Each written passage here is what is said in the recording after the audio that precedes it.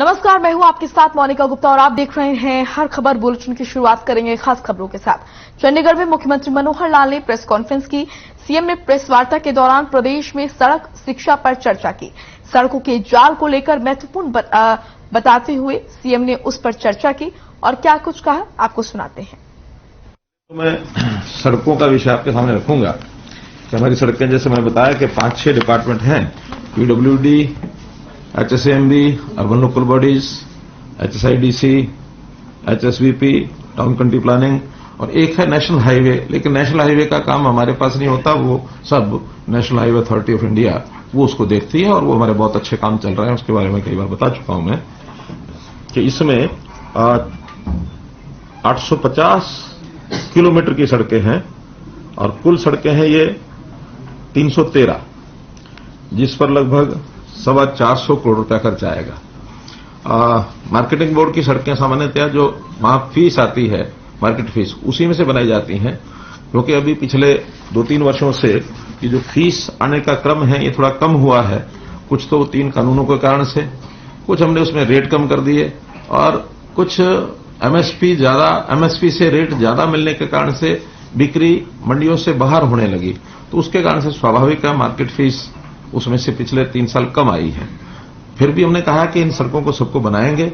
Department ने, यानी हमारे बोर्ड ने कहा कि हमको 150 करोड़ रुपए अतिरिक्त मिल जाए तो ये सारी सड़कें बना देंगे। वो पैसा एचआरडीएफ के फंड में से विदाउट इंटरेस्ट उनको उपलब्ध कराया जाएगा, ताकि उनके पास जब पैसा आएगा तो वापस दे सकेंगे।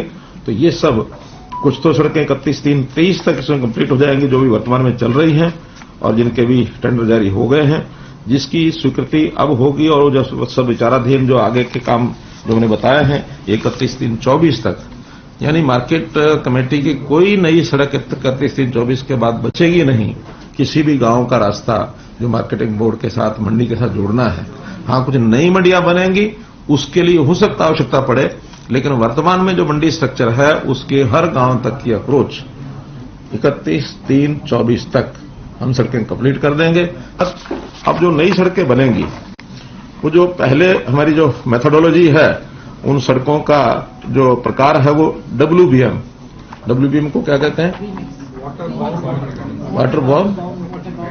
हाँ, तो वो थोड़ा उसकी जो क्वालिटी होती है, उसका जो स्पेसिफिकेशन होते हैं, वो उतने बढ़िया नहीं होते हैं जितने पीडब्ल्यूडी के होते हैं। तो इसको हम बदल करके और अब सब सड़कें ब्लैक टॉप बनेंगी। और ब्लैक टॉप बनने के बाद उनकी आयु, खर्च ज्यादा आएगा, लेकिन चूंकि अब गांव में भी वाहनों का आना जाना, ट्रैफिक का जो काफी संख्या उसकी बढ़ गई है, अब मूवमेंट जो है गांव से भी वाहनों की काफी होती है, तो जल्दी सड़कें न टूटें, इसलिए उसको ब्लैक टॉप करने का उस पर बजट थोड़ा ज्यादा लगेगा, लेकिन अब आगे से वो सब करेंगे। कुल मिलाकर के लगभग 12,500 किलोमीटर सड़कें मार्केटिंग बोर्ड ये बनाई हुई है और जो रिपेयर करते हैं ये इसका साइज है। दूसरा है बीएंडआर। इसी प्रकार बीएंडआर की भी उनकी सड़कें तो खैर डिमांड ज्यादा है, लेकिन फिर भी हमने जो अभी प्रपोजल बनाया उसमें सभी 90 की 90 विधानसभा क्षेत्रों में हम लोगों ने सड़कों का जो चयन किया है, और वो भी विधायकों से, काफी लोगों से बातचीत हुई है और भी करेंगे। लेकिन जो इंपॉर्टेंट सड़कें हैं 90 विधानसभाओं में, वो अगले 1.5 साल में कुल 2750 किलोमीटर सड़कें ये बनेंगी। 1150 ये सड़कें हैं, बनेंगी या रिपेयर होंगी, और इस पर 1660 करोड़ रुपया ये खर्च आएगा। इसकी प्लानिंग डिपार्टमेंट ने बनाई है। अब अगले 15 दिन में, 1 महीने में सारा इसका क्लियरेंस लेकर के और हम जो है टेंडर की प्रोसेस पूरी करके इस काम को चालू कराएंगे। शिक्षा क्षेत्र में जिस मैंने बताया, लंबा इतिहास अगर मैं करूं तो पिछले 17-18 साल में 2004 के बाद स्कूलों की संख्या ये कम ज्यादा होती रही है, और कम ज्यादा होने का कारण भी डिमांड जो है वो ज्यादा उसका एक फैक्टर रहा है। डिमांड के साथ साथ वहां की बच्चों की संख्या और वहां की कितनी आवश्यकता है, इस पर शायद पहले कभी ध्यान नहीं किया गया। अब हमने ऐसे स्कूलों का एक भवन में वो जो जितने भी उसके विंग हैं उन सबको एक स्कूल मानेंगे। प्राइमरी तक है तो केवल प्राइमरी मानेंगे, अगर वो 8वीं तक है तो उसको मिडिल मानेंगे, 10वीं तक है तो हाई मानेंगे, सीनियर सेकेंडरी 12वीं तक तो 12वीं मानेंगे। एक हेड होगा उस स्कूल का, बाकी सब विंग इंचार्ज रखेंगे ताकि उस विंग के छोटे मोटे जो एडमिनिस्ट्रेटिव काम है उसको वो देख सकें, लेकिन हेड एक होगा और वही सभी टाइम टेबल से लेकर के और टोटल बच्चों के वेलफेयर के नाते से जो जो स्कीमें होंगी वो बनाएंगे। एक ऐसी स्थिति आपके सामने मैं रख रहा हूं जो मैं भी खुद बड़ा हैरान हूं कि देश भर में पर student per year school class तक 12वीं तक सबसे ज्यादा खर्च हरियाणा का है।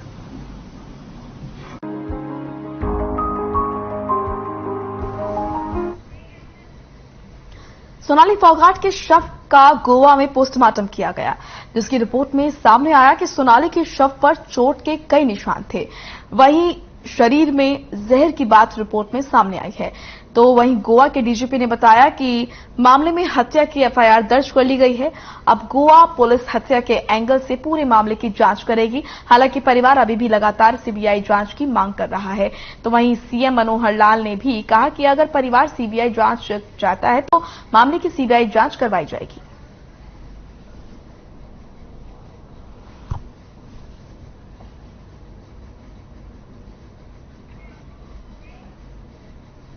सोनाली फोगाट के शव के पोस्टमार्टम की प्राइमरी रिपोर्ट को लेकर खुलासा हुआ है। हिसार के प्रसिद्ध बायोटेक्नोलॉजिस्ट डॉक्टर रमेश पूनिया ने रिपोर्ट की विस्तृत जानकारी दी। रिपोर्ट में बॉडी पर मल्टीपल फोर्स इंजरी थी, बॉडी पर गुम चोट के निशान हैं। सोनाली फोगाट के भाई वतन ढाका ने बताया कि उन्हें जैसे ही खबर मिली कि सोनाली फोगाट का हार्ट अटैक हुआ, उसी समय से शक हो गया था कि सोनाली को हार्ट अटैक नहीं हो सकता, क्योंकि वो स्वस्थ थी, उनकी हत्या की गई। और वतन ने बताया कि डॉक्टर रिपोर्ट में भी साफ तौर पर आया है कि सोनाली फोगाट को बेरहमी के साथ मारा गया। वतन ढाका का कहना है कि एफआईआर में अभी 2 नाम सामने आए हैं, एक उनके पीए सुधीर का और दूसरा सुखविंदर का, लेकिन इसके पीछे और भी कई लोगों के हाथ हो सकते हैं।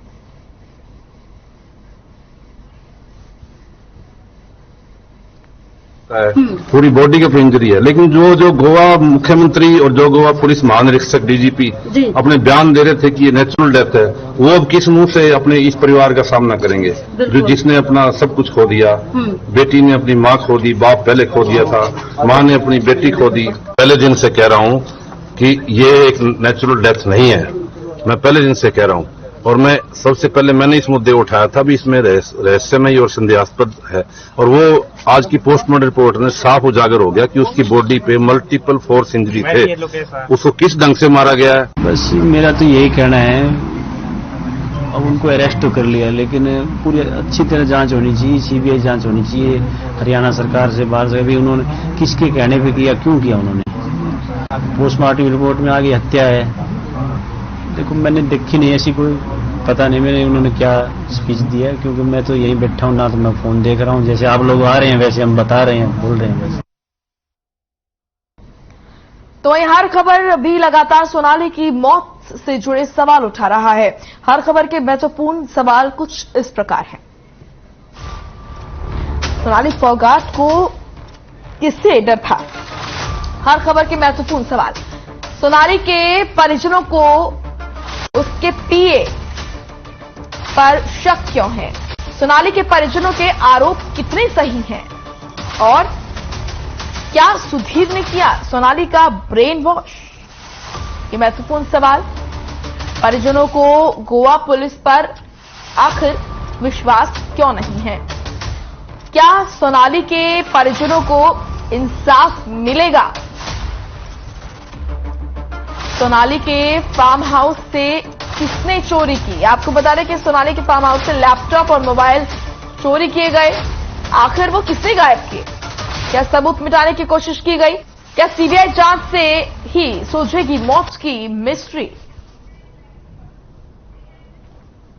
तो इस सोनाली फोगाट के मामले को लेकर सीएम मनोहर लाल का भी बयान सामने आया है। सीएम ने कहा है कि अगर परिवार हमसे सीबीआई जांच की मांग करता है तो सीबीआई जांच भी करवाई जाएगी।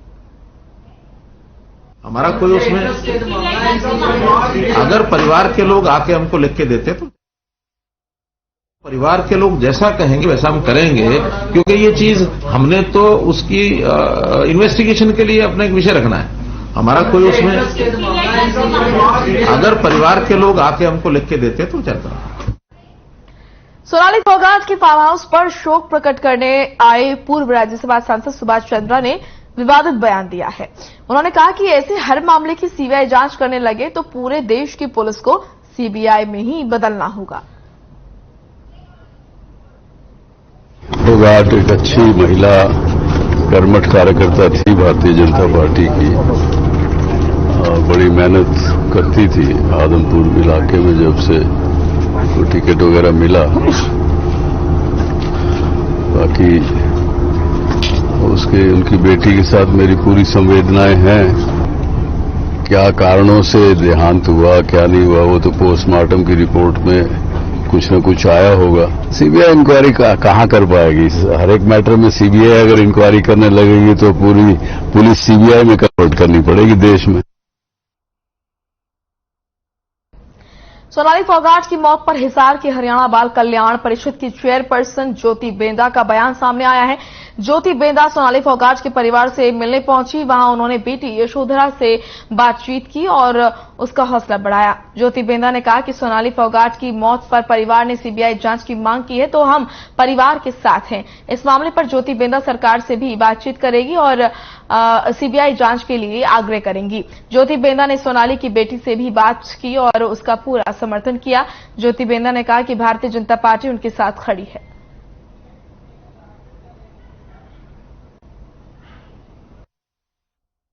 देखिए, निसंदेह परिवार के लिए इससे बड़ा दुख और कष्ट का समय नहीं हो सकता।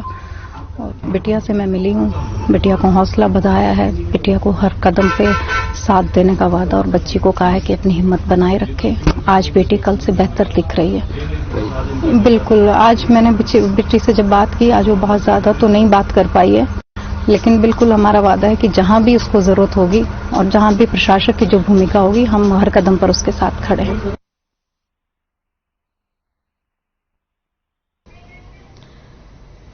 यमुनानगर में चौधरी राजेंद्र सिंह के निवास पर शोक व्यक्त करने पहुंचे डिप्टी सीएम दुष्यंत चौटाला ने कहा कि पंचायती चुनाव सिंबल पर लड़ेंगे या नहीं, इसका फैसला जेजेपी राष्ट्रीय अध्यक्ष डॉक्टर अजय सिंह चौटाला और जनरल बॉडी के हल्का प्रधानों से बातचीत करके किया जाएगा।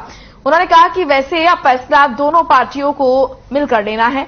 पार्टी सिंबल पर लड़ेगी या नहीं, पंचायती चुनाव में लगातार देरी को लेकर सवाल के जवाब में डिप्टी सीएम ने कहा कि हरियाणा सरकार ने कई हफ्ते पहले चुनाव आयोग को सूचित कर दिया था 30 सितंबर से पहले चुनाव कराए जाएं हरियाणा में सड़कों को लेकर। उन्होंने कहा कि अभी सभी हलकों में सड़कों के लिए राशि दे दी गई है। इसी के साथ हरियाणा सरकार के सभी 7 विभागों को सड़कों की मरम्मत और नवीनीकरण के लिए कहा गया है। उम्मीद है कि अगले 2 साल में सारी सड़कें मजबूत मिलेंगी। इसी के साथ डिप्टी सीएम दुष्यंत चौटाला ने सोनाली फोगाट के मामले पर कहा कि सोनाली के मामले में अब फैसला गोवा सरकार को लेना है, वहीं सारा मामला देख रही है। अगर हरियाणा सरकार ने फैसले करना होता तो कब का कर चुके होते।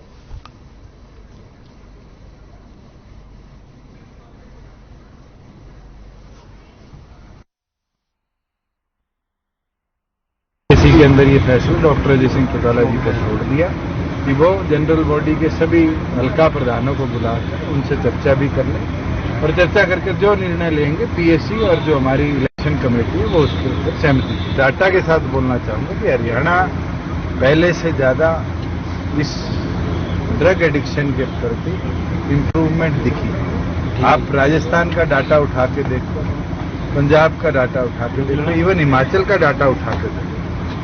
ये तो कंट्रोल एजुकेशन से भी है और एजुकेशन से ज्यादा मुझे लगता है आप जैसे पत्रकार साथियों का और जो सोशल इंस्टीट्यूशन है सोसाइटी में जुड़े लोग हैं उनका महत्व ज्यादा पड़ता है।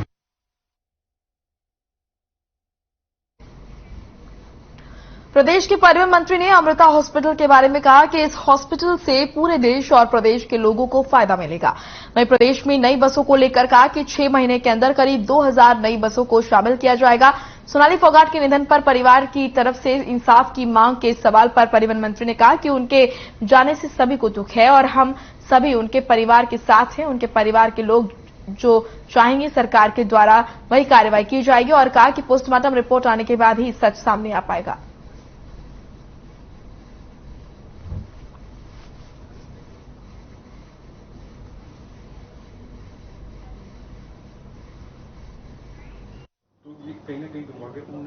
नहीं, ऐसा नहीं होगा। 6 महीने के भीतर भीतर सरकार से हमें अप्रूवल मिल चुकी है और 6 महीने के भीतर भीतर हम 2000 के आसपास हम बेड़े में बसें शामिल करेंगे 1000 बिल्डर बस है, 550 इलेक्ट्रिकल बस है किलोमीटर, 150 बस एसी बस है और 250 मिनी बस है जो बेड़े में इस 6 महीने में शामिल कर लेंगे। हरियाणा के राज्यपाल बंडारू दत्तात्रेय ने विश्व वैष्णव सम्मेलन में श्री व्यास गौड़ीय मठ की प्रदर्शनी का उद्घाटन किया। इस अवसर पर उन्होंने कहा कि कुरुक्षेत्र की पावन धरा से विश्व को गीता के उपदेशों के रूप में अलौकिक दिव्य मिल रहा है और इस दिव्य ज्ञान से पूरे विश्व को शांति का संदेश मिल रहा है। राज्यपाल ने श्री व्यास गौड़ीय मठ को 10 लाख रुपए का अनुदान देने की घोषणा की। इसी के साथ सांसद नायब सिंह सैनी ने भी संस्था को एमपी लैड फंड से 21 लाख रुपए की राशि देने की बात कही है और विधायक सुभाष सुधा ने श्री व्यास गौड़ीय मठ को हर संभव सहयोग देने का आश्वासन दिया है।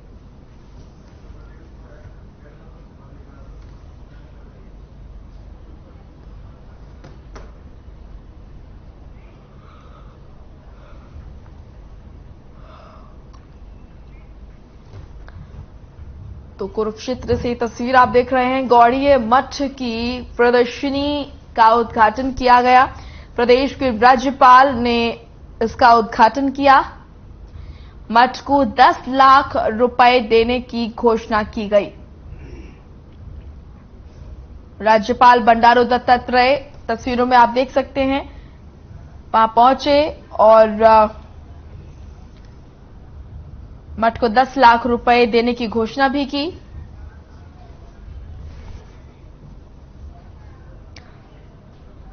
कुरुक्षेत्र के रेलवे रोड पर न्यू कॉलोनी में गोली चलने से सनसनी मच गई। सीसीटीवी में साफ दिखाई दे रहा है कि किस तरह से स्कूटी से आने के बाद युवती गोली लगने से गिर पड़ी। घायल युवती को सरकारी अस्पताल में लोकनायक जयप्रकाश अस्पताल में भर्ती कराया गया, जहां युवती की गंभीर हालत को देखते हुए उसे पीजीआई चंडीगढ़ रेफर कर दिया गया। पुलिस ने मामला दर्ज कर जांच शुरू कर दी है।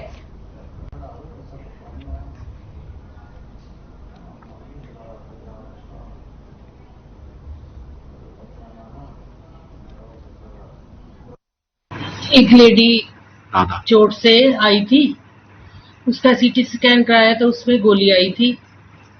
सिर पे चोट थी तो सिर का सीटी स्कैन कराया, वो सीटी स्कैन में गोली आई, वो गोली निकाल के पुलिस को दे दी और पेशेंट को और पीजीआई रेफर कर दिया। कल शाम का मामला है। न्यू कॉलोनी की रहने वाली राधा नाम की एक महिला है, चोट लगी थी, इसको हॉस्पिटल ले जाया गया। इसे पता लगा इस राज्य का उसका एडमिट कराया कि रोड साइड में एक्सीडेंट में एडमिट कराया, लेकिन बाद में लेडीज के बयान दर्ज किए उसने कहा कि इसने मेरे को पीछे चोट मारी है, लेकिन वो पुष्टि नहीं हो पाई थी, इसलिए उसका सीटी स्कैन कराया गया देर रात और सीटी स्कैन में पुष्टि हुई है कि उसको बुलेट इंजरी है।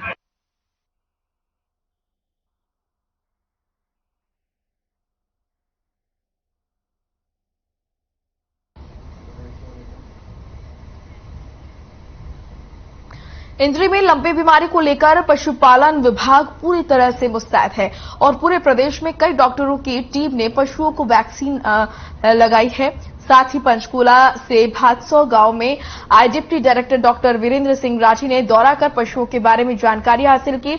वहीं जानकारी देते हुए बताया कि पूरे प्रदेश में लंबी बीमारी को लेकर पशुओं की वैक्सीनेशन की जा रही है। आगे का कि 4-5 दिन में पूरे प्रदेश के पशुओं को वैक्सीन लग जाएगी। एक बार जिस पशु को ये वैक्सीन लग जाती है उसको दोबारा ये बीमारी नहीं होगी। उन्होंने बताया कि इस बीमारी से पशुपालकों को ज्यादा घबराने की जरूरत नहीं है, इसमें कुछ सावधानियां रखनी है। बीमारी से ग्रसित पशु को दूसरों से अलग रखें और कुछ कीटनाशक दवाओं का छिड़काव करें। अपने पशुओं को अच्छा खाना खिलाएं और साफ सुथरा पानी पिलाएं।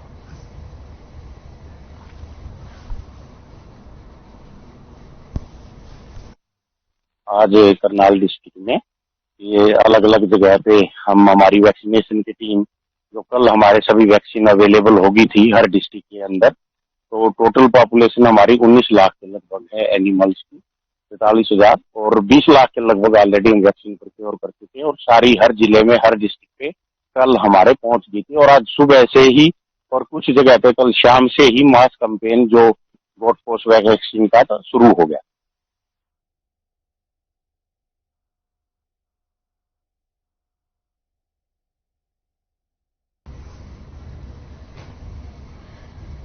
तो प्रदेश में लंपी बीमारी फैल रही है, पशुओं में इस बीमारी को देखा जा रहा है। वहीं आपको बता दें कि पशुपालन विभाग इसको लेकर सतर्क है। पशुओं को वैक्सीन लगाई जा रही है और वैक्सीन लगने के बाद ये जो बीमारी है ये नहीं फैलेगी।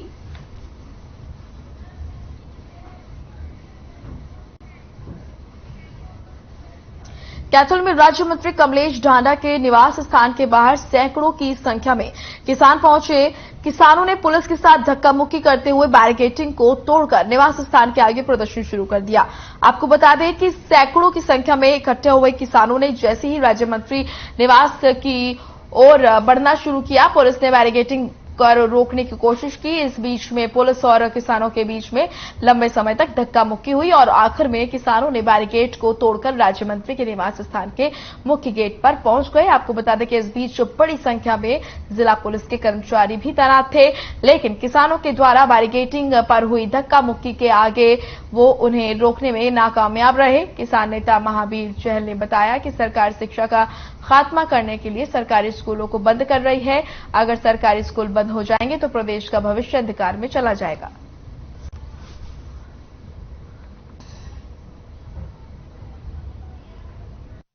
देखिए, हरियाणा में 5 अगस्त से आंदोलन की शुरुआत हो चुकी थी कारी मोद बाटड़ा से। वहां 93 एकड़ जमीन पर किसानों ने कब्जा ले लिया था सरदार गुरुराम चौधरी की अध्यक्षता में। तो उसके बाद कई बार सरकार को ज्ञापन दे, विधायक को ज्ञापन दे, तहसीलदार को ज्ञापन दिया, जिला मजिस्ट्रेट को भी ज्ञापन दिया, लेकिन आज किसानों ने फैसला लिया कि जो कैबिनेट मंत्री हैं हरियाणा सरकार के, जितने भी मंत्री हैं उनके घर आगे पंचायत होगी 2 दिन की। अगर सरकार फिर भी नहीं मानी तो 1 सितंबर को एक बड़ी पंचायत होगी, उसमें बड़ा फैसला लिया जाएगा। जो सर ये हमारा प्रदर्शन है, जो सरकार नया कानून लेके आई है, इंतकाल तोड़ने शुरू कर दिए, इसने नोटिस दे दिए किसानों को। जो हमारे खट्टर साहब हैं हरियाणा के सीएम, वो बयान दे रहे हैं कि हम इंतकाल तोड़ रहे हैं। जो जमीनें हैं हम उसका मालिकाना हक तब मानते हैं जब उसका इंतकाल हो जाए। मान के चलो आज हमारी रजिस्ट्री होगी, हमारे को रजिस्ट्री होने के बाद हम तहसीलदार पे या पटवारी साहब पे 10-10 चक्कर लगा देते हैं इंतकाल के लिए। वो ही सरकार ने इंतकाल तोड़ने शुरू कर दिए हैं। तीनों काले कानून वापस हुए थे।